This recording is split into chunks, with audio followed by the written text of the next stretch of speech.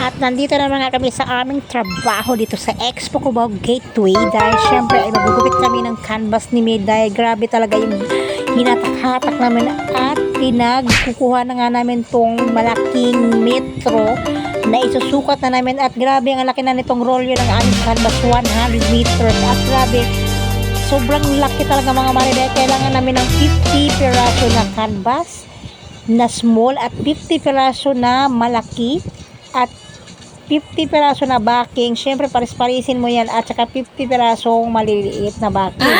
So yung backing yan yung mga nilalagay ng rag topping pag natapos na nilang mag-gun. Yung kompleto na yung paglagay ng kulay nila doon sa canvas. At ilalagay ito ng backing pandikit doon sa likod para matibay yung rag tufting. So yun yung mga mari. So yun yung ginugupit namin ay 100 meters. So hindi naman kailangan lang namin ng 50-50 na canvas and rag topping. So pagkatapos yan mga mari ay magdidikit naman kami doon sa topping. O yung hindi ka nasanay sa aircon, syempre magiging yung likod natin. Kaya lagi talaga ako nakasapin mga mari. Kasi sobrang lamig talaga dito sa man cave, lalo na sa studio namin. Kasi 5 yung aircon sa studio. Dito sa man cave ay yung malaking converter. So sobrang lamig, kaya kailangan talaga mga mare nakasapit ang likod ko kasi hindi talaga ako sanay sa sobrang lamig. Sila sa sobrang lamig. Sa tagal ko na dito mga mare, talagang hindi talaga ako sanay. Syempre nilalamig talaga tayo, hindi naman tayo sanay sa pangmayaman na aircon kasi electric pan lang dito ako sa boarding house nakatira dito sa Makati. So kami na nga ay nagdidikit mga mare ng canvas dahil syempre para pag may mga klase ay madali na nating makuha pag may mga kailangan na classes. So pagkatapos naman magdikit mga mare ay kailangan talaga niya mga mare naka-bounce talaga siya at higpit talaga ang pagkalagay niyan mga mare, hindi talaga siya pwede yung madalian, kailangan talaga yung focus talaga ang paglagay mo dyan para mahigpit at pag nagbaril kasi ng yarn yan, katalagyan na yan ng yarn, so lalawlaw yan siya ng lalawlaw, so kailangan mahigpit talaga para pag nilagyan siya ay magbabouncy siya. So ito talaga ang mga sekreto dyan mga mare ng aming ginagawa dito sa aming studio murang talak. So muna na mga mare, so busy juga yung mga inday kay daghan kay may pang top 10 diya nga mga pre mga gagmay kay na 45 naapod mo ay 60.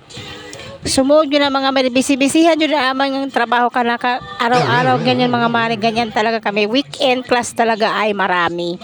So dugo-dugo yun ang among weekend class, ang Sabado Domingo kay pertig yun naghana ang among classes. So puno yun na mga mare, so puno na gana mga pieces sa shelves.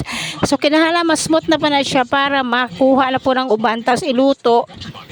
Pag naluto na yun siya, pick up na lang. So, nung nagitawag og 28 days ang capacity sa kadugayon sa pieces. Pero dali na siya makuha. Tapos, ikaw mismo ang magpili. So, nagtanaw kami layout. Sa ingon among taga-layout si Sam nga. Muni layout para sa Friday. Na yung kuyawan. Kaya pertig yung daghana, dugo-dugo na po. So, sa ano pa? Igit pagkahuman hibulos. Himo kinahalaman, set up na naman ng lamesa para kinaugmahan. Gamay na lang among trabaho. So, magkape-kape na lang may pag-abot. So, mo na ginawang igit-igit gamay silhig, sumo na gina siya mga mare. So, pertig yung daghana ka. Ayaw mo na yan, naka-ready na siya. O si Jenny, gasmot na siya sa mga pieces para maluto na ng uban kay daghan kaayo na puno na yun. Set up, pertig Na yung mo daghana. nagyod mga mare. Kay mo kaon og Daghan oras. na kaayo. So, nagami klase ron. Ay mga lima ka buhok nga classes. Muna na siya riha. Ang oras gyud budalagan Busy-busyhan pa rin yung daghang kahing gitrabaho si Maring. So mo na pagkamanawaan ang magpagpapilit, magpawits na pamig-PBG nga daghan kaayo for the event naman sa gawas. So muna na doon sa gawas sa mga event. So muna na yung klase mga mare. Napot din sa pika. So tanan mga studio naman mga mare, puno gyud na siya kada weekend. So muna among manager si Torty in the house. So muna na yung trabaho niya, tulog ka o naguna siya pero mag-check na siya o nalay mga estudyante din sa studio. Sa inyo muna na mga mare, daghan kahit salamat. Salamat kayo sa inyong pagsuporta sa among website o blog.